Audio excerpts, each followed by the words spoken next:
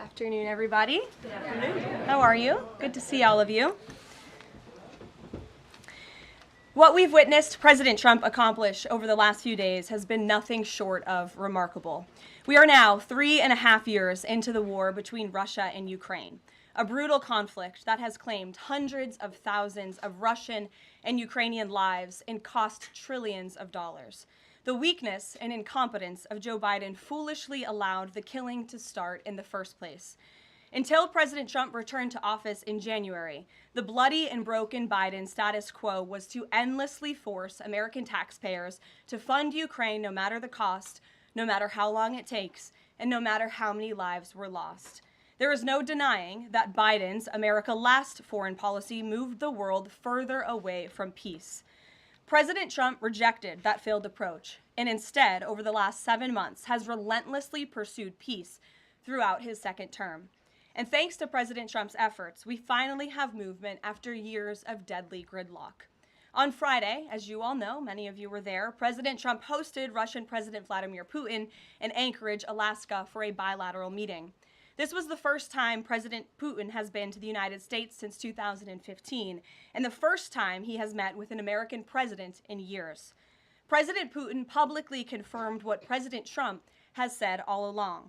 The war between Russia and Ukraine never would have started in the first place if President Trump were in office. This was always obvious to any person with a shred of common sense. Just look at what took place during the last 4 administrations. Under George W. Bush, Russia invaded Georgia. Under Barack Obama, Russia took Crimea. Under Joe Biden, Russia invaded Ukraine. But under President Trump, Russia did not invade nor take anything. President Trump is the only president this century, Republican or Democrat, who has held Russia in check and ensured peace in Europe. That's because Russia has always greatly respected President Trump and his peace through strength foreign policy approach.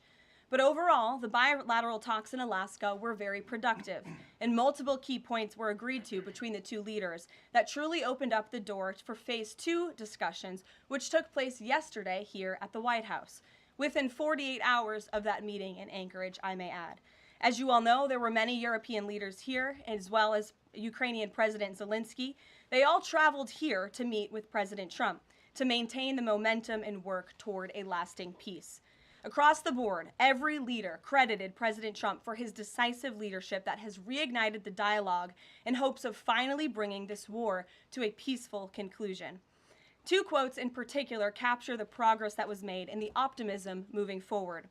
Finnish President Alexander Stubb said, "I think in the past 2 weeks, we've probably had more progress in ending this war than we have had in the past 3.5 years. Again, that is the president of Finland, a country that shares a border with Russia.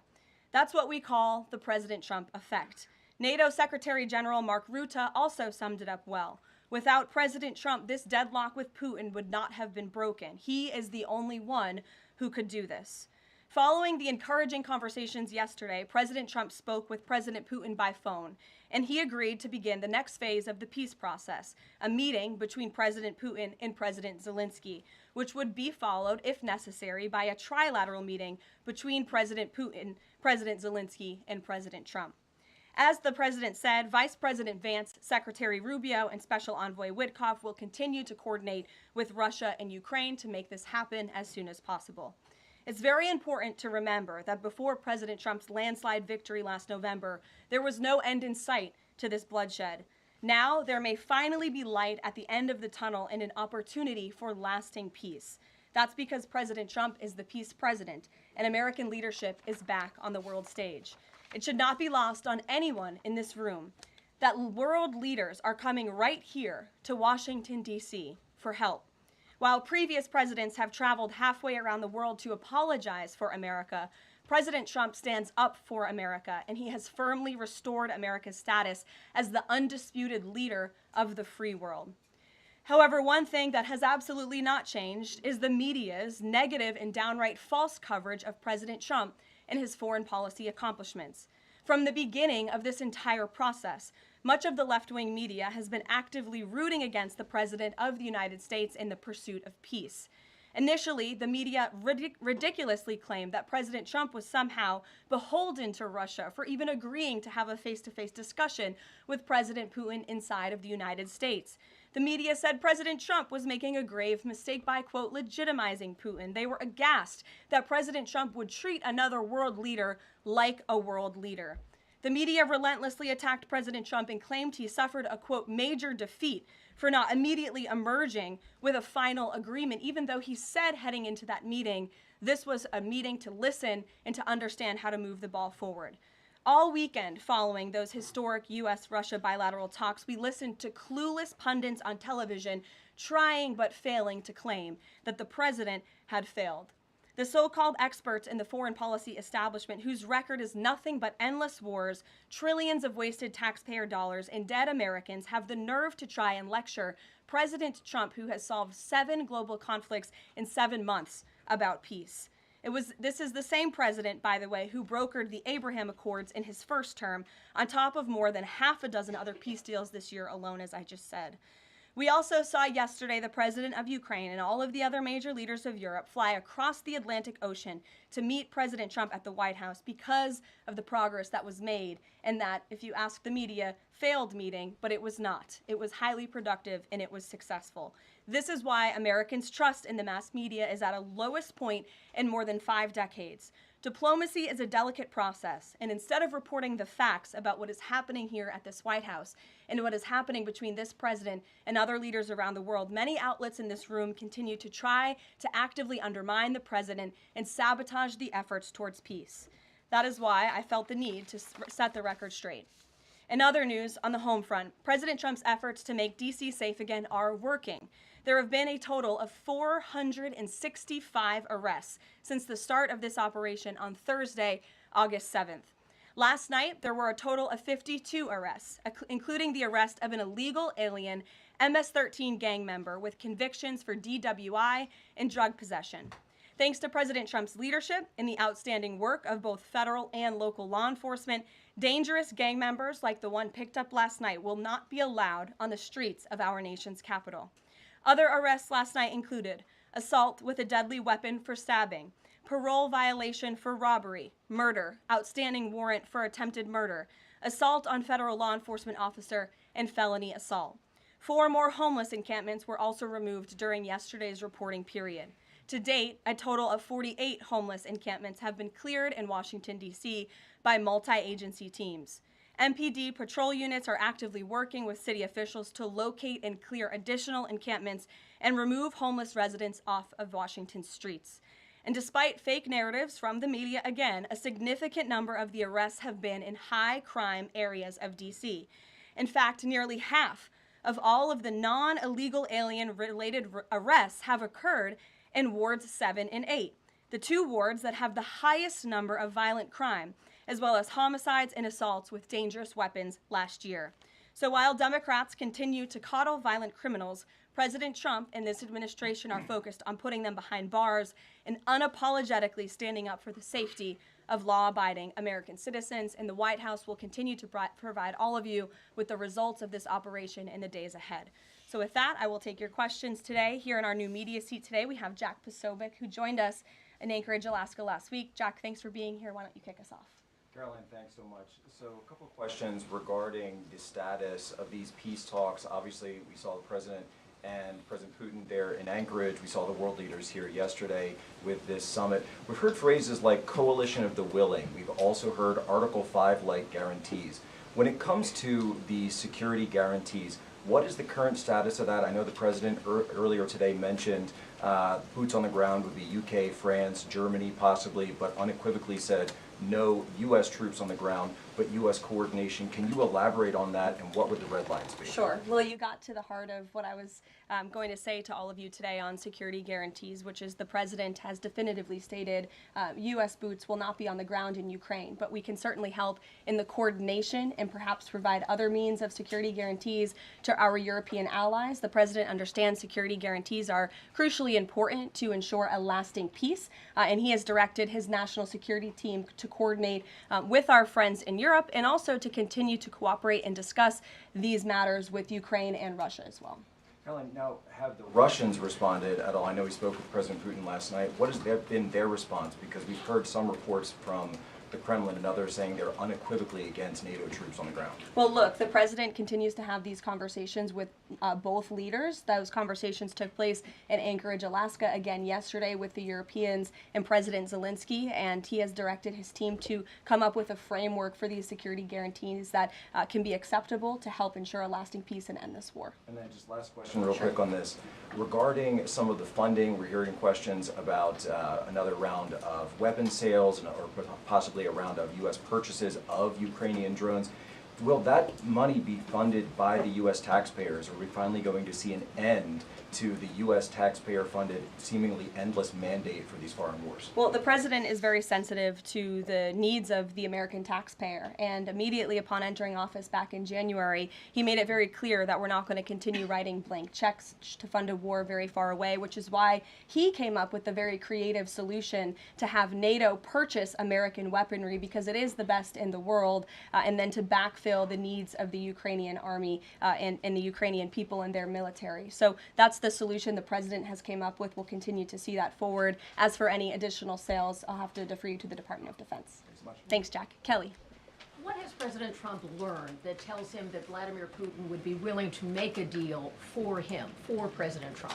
Well, the president has learned a lot, which is part of the reason he opened up this dialogue. The previous administration, who oversaw the beginning of this war, refused to talk. And President Trump has always said, in order to learn, in order to move the ball forward with diplomacy and towards peace, you have to have open dialogue. And so that's why the president has had several conversations by phone and, of course, an in-person meeting last Friday with President Putin. He also has talked to President Zelensky dozens of times, had him here at the White House yesterday, and he's understanding what both sides want, what both sides are going to have to give up. And he has always said, in order to get a good deal, both sides are going to have to walk away a little bit unhappy. So he continues to learn a lot throughout these conversations, which is why we've seen progress from both sides. And I would also just add, when it comes to learning and moving the ball forward, look at how both Russia and Ukraine have actually talked directly for the first time in many years, thanks to the efforts of this president and this administration. Specifically for President Trump, though, what do you think Putin's motivation is to try to do something for President Trump, as opposed to just resolving the conflict? I think, as I just spoke to in my opening remarks, Kelly, Russia and all countries around this world actually respect the United States again, and the president is using the might of American strength to demand that respect from our allies, our friends, our adversaries all around the world. And we've seen that not just lead to progress with Russia and Ukraine, but also we've seen it in the closing of 7 global conflicts around the world as well. We've seen it with the release of hostages in Gaza. You've seen it with the end of the conflict between India and Pakistan, which could have resulted in a nuclear war if we had not had a president who believed in the strength and the leverage that comes with the job of being the president of the United States of America. Rachel. Thanks, Caroline. Heading into Alaska, a lot of the focus in the talk was on this trilateral meeting between these 3 leaders. Can you explain how this went from a trilateral meeting involving President Trump to now the focus being on this bilateral meeting without the president first? Well, look, the president has spoken to both leaders about this, and both leaders have expressed a willingness to sit down with each other. And so our national security team will help both countries do that. Ultimately, the president has always said that there are areas of disagreement in this war that will have to be discussed and decided upon by these 2 countries. And so he wants these 2 countries to engage in direct diplomacy. He's said that from the very beginning, which is why he's agreeable to the idea of having President Zelensky and President Putin get together. And I understand accommodations for that meeting are underway. As soon as we hear more details, we'll be sure to let all of you know. And just a quick follow-up. We know as of right now there is no ceasefire in place. We've seen Russia continue its attacks on Ukraine. What indications is the president getting from Putin that he wants to have this meeting with Zelensky soon? Because he spoke to him directly yesterday. And he expressed that Haley, sooner rather than later. He spoke to that directly yesterday, and the president put that in his statement that he gave to all of you, the news media, knowing you'd be asking following that conversation in the effort of transparency. Haley. Hey, thanks, Caroline. You made clear note U.S. needs on the ground? Is the president considering U.S. boots in the air as a form of a security guarantee? Look, that was something the president mentioned on his interview this morning. It is an option and a possibility. I won't certainly rule out anything as far as military options that the president has at his disposal. I'll let him do that. I can tell you he's definitively ruled out boots on the ground. Sure. Thanks, Tara. Just about the possible venue for the talks, can you confirm that Putin suggested Moscow as a venue for the bilateral talks? And if so, doesn't that indicate that Putin is perhaps not serious about this, that he's suggesting a venue that there's no way that Zelensky is going to go to? Look, I'm not going to litigate the private conversations between the president and President Putin, aside from what the president himself has already spoken on. But I can tell you there are many options that are being discussed by our national security team right now with both parties. Can you give us an indication of where? I just told you we'll provide you details as soon as we can. Thank you for trying, though. Libby. Thank you, Caroline. I wanted to ask about the National Guard troops. How is the White House coordinating with how they're being placed in D.C., what areas? And then also, how long should people here in the district anticipate the National Guard to be on the ground patrolling the streets? I don't have a timeline for you, Libby, but we will keep you posted on that. I think the president, as you know, and this administration, he came to this briefing room with members of his cabinet to lay out the rationale and the reasoning for federalizing the National Guard here in Washington, D.C., and for our work with the Metropolitan Police Department to make our district safer. We've seen violent crime has taken the lives of far too many residents here in our nation's capital, and the president wants to make it safe again.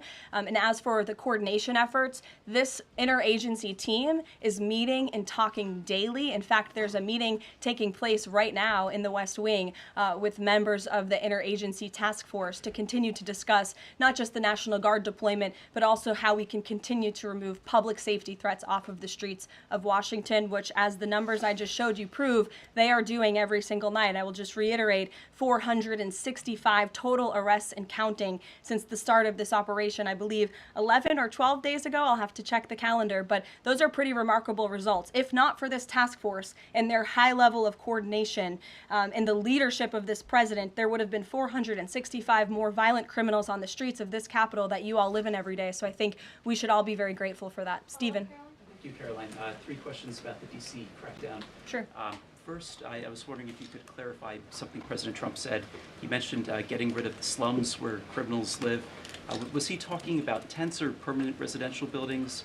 And then the mayor has expressed an interest in clarifying how much of a focus illegal immigration enforcement is as part of this crackdown. Can you say anything about that? Sure. And third, any preview on the beautification? 3 questions. I'll try to answer all 3 of them pointedly for you. First, when it comes to what you said, and the president said, the slums of Washington, D.C., he's referring to the most dangerous communities, neighborhoods, and streets in this city where, unfortunately, violence has ravaged these communities and taken the lives of, again, far too many law-abiding D.C. residents. We know on July 5th of this year, just more than a month ago, a 3-year-old beautiful young girl was shot and killed in her car with her family in one of these communities, which is why there has been a surge, despite what many of you have been falsely reporting. And I believe it was the Washington Post who put out a map claiming it to be fact-based when it was just based on, I don't know, accounts that they've heard on the street, not actual statistics and data. So we went and reconfigured the numbers, and as I said, nearly half of all the non-illegal alien-related arrests have occurred in wards 7 and 8 in the District of Columbia, where we know, excuse me, there's the highest rate of crime. So we'll continue to do that. And what was your second question, Stephen? Legal immigration,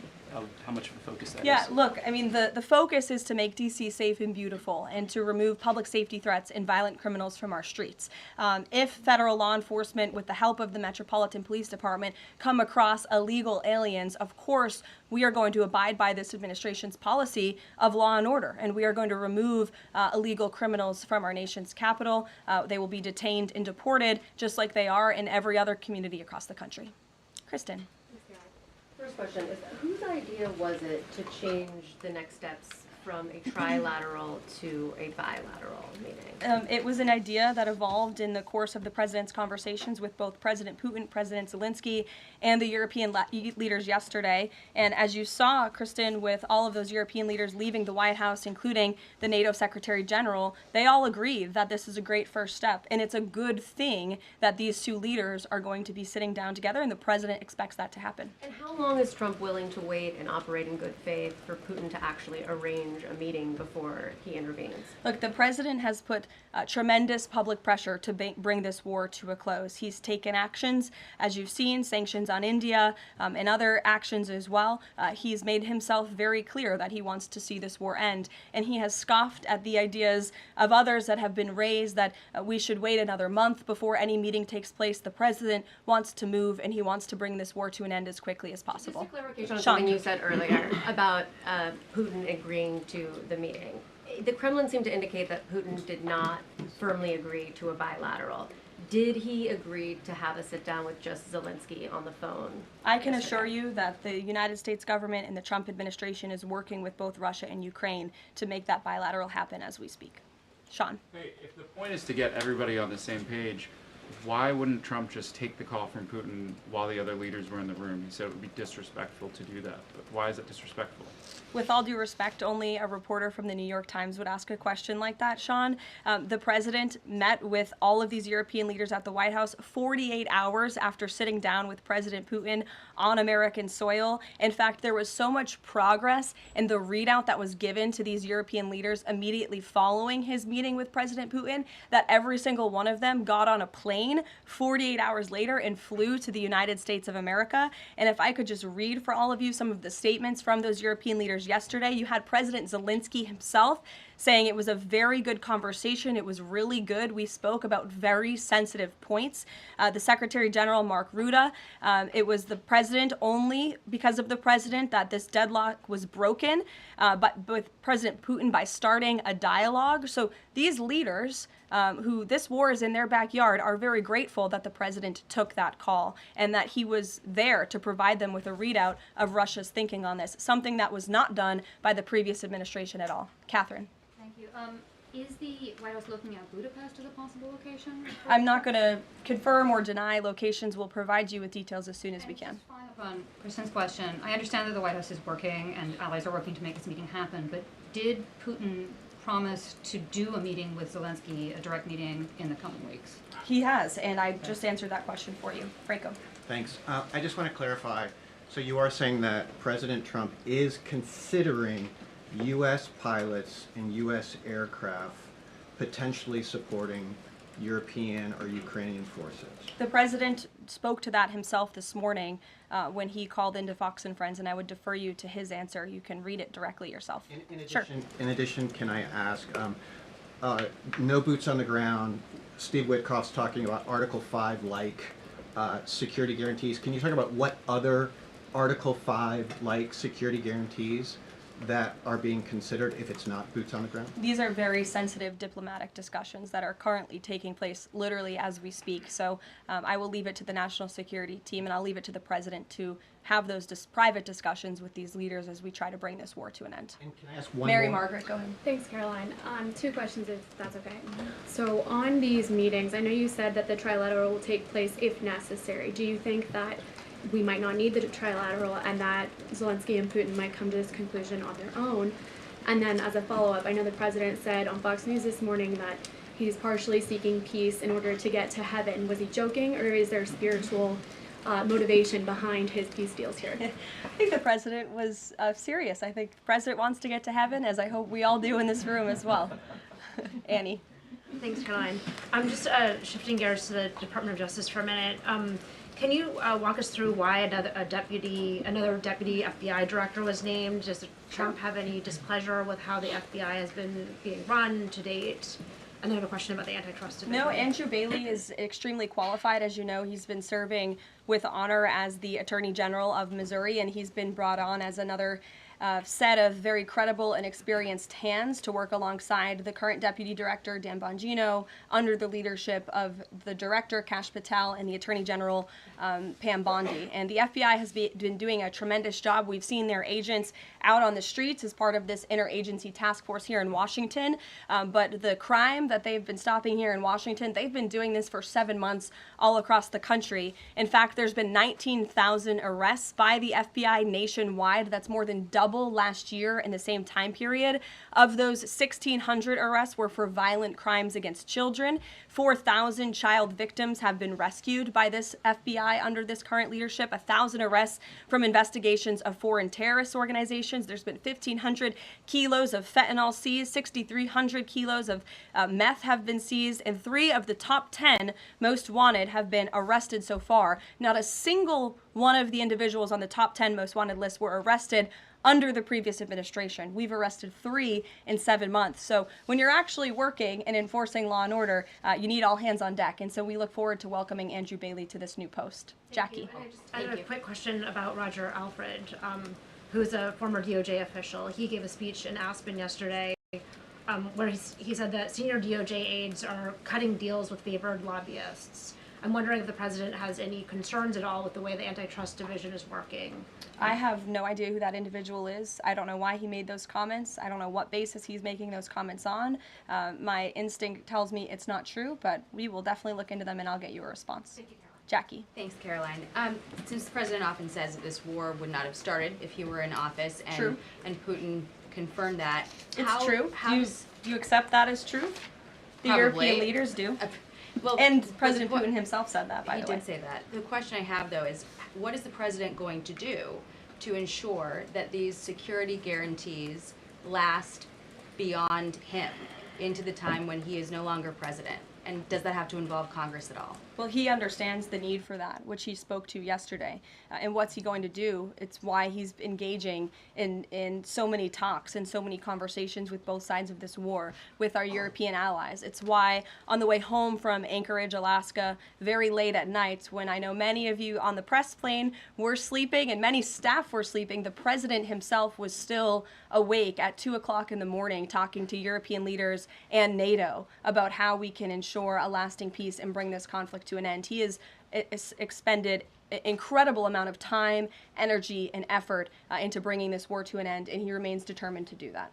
Also, can Go I ask ahead. you about the Go ahead. Thank you, Carolyn. DC crime? Sure, Jake, and then to your right. All right. Thank you, Carolyn. Which of the half dozen peace deals that the president's pulled off would you say he's the most proud of? And then I have another question. That's a good question, Jake. I'll leave that to the president to answer. I think he's proud of all of the peace deals that he's been able to achieve. You saw the president of Armenia and the head of Azerbaijan both at the White House just a couple of weeks ago. The president, I know, very much enjoyed spending time with them and helping to bring that conflict to an end. He very much enjoyed his time with leaders of Rwanda and the Democratic Republic of the Congo in the Oval Office, talking to them about bringing that decades-long war to an end. India and Pakistan. He used trade in a very powerful way as leverage to bring that conflict to an end. So I know he's very proud of all of these achievements, and I know he's very honored to serve as the President of the United States and to restore peace around this world. Go ahead. So you mentioned Armenia and Azerbaijan. That's a conflict that, I spent time in the Southern Caucasus covering that. And, a conflict of over 30 years, and he resolved it in just a couple of months. Mm-hmm.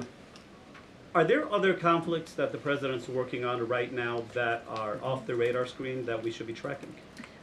In fact, there are many. The State Department is always working around the clock under the leadership of Secretary Rubio and keeping the president apprised of conflicts that are bubbling up all over the world. But of course, as you all know, as we've talked a lot about in this briefing, he's spending a lot of time right now on ending this war in Russia-Ukraine, and of course the conflict in Israel and Gaza, which he wants to see come to a close as well. Sure, go ahead. So the president says that he's starting a movement to eliminate mail-in voting, but states administer elections, not federal federal authorities. So can you provide any more details about how the White House plans to eliminate that?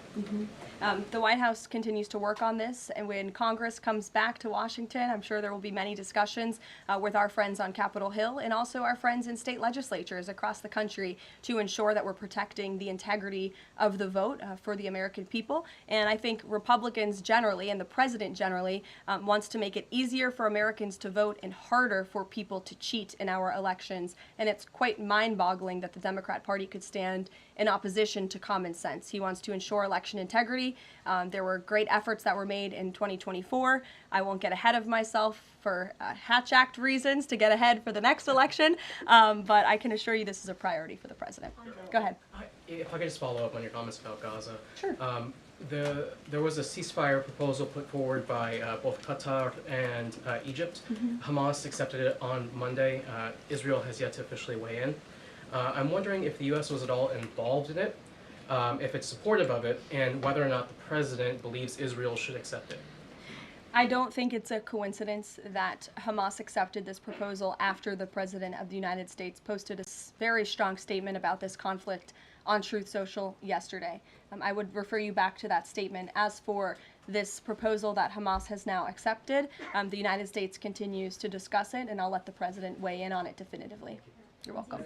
Sure. Caroline, can you describe the president's perspective on taking a stake in Intel in exchange for federal grants? And is this are we expecting to see the White House make similar arrangements with other semiconductor companies and manufacturing companies? Well, the president, he's been very clear about the need to reshore manufacturing that's critical to our national and economic security. That is especially in regards to chips and semiconductors, which is why the president has initiated the Commerce Department to conduct a study on semiconductors, a Section 232 investigation, so we can ultimately implement tariffs. And it's why our export license requirements remain in place as well. As for this 10% government stake deal, the Department of Commerce continues to work on it. I know Secretary Lutnick is working on it and ironing out the details, but the president wants to put America's needs first, both from a national security and economic perspective. And it's a creative idea that has never been done before to ensure that we're both reshoring these critical supply chains while also gaining something of it for the American taxpayer. You're welcome. Emily. Thanks, Caroline. I wanted to ask about the 3 U.S. warships that are being sent to Venezuela, and there's 4,000 Marines on board. Are you looking at possibility of boots on the ground there? What I will say with respect to Venezuela, President Trump has been very clear and consistent. He's prepared to use every element of American power to stop drugs from flooding into our country and to bring those responsible to justice. The Maduro regime is not the legitimate government of Venezuela. It is a narco-terror cartel. In Maduro, it is the view of this administration, is not a legitimate president. He is a fugitive head of this cartel who has been indicted in the United States for trafficking drugs into the country. And with that, I will leave you all, and we will see you later. If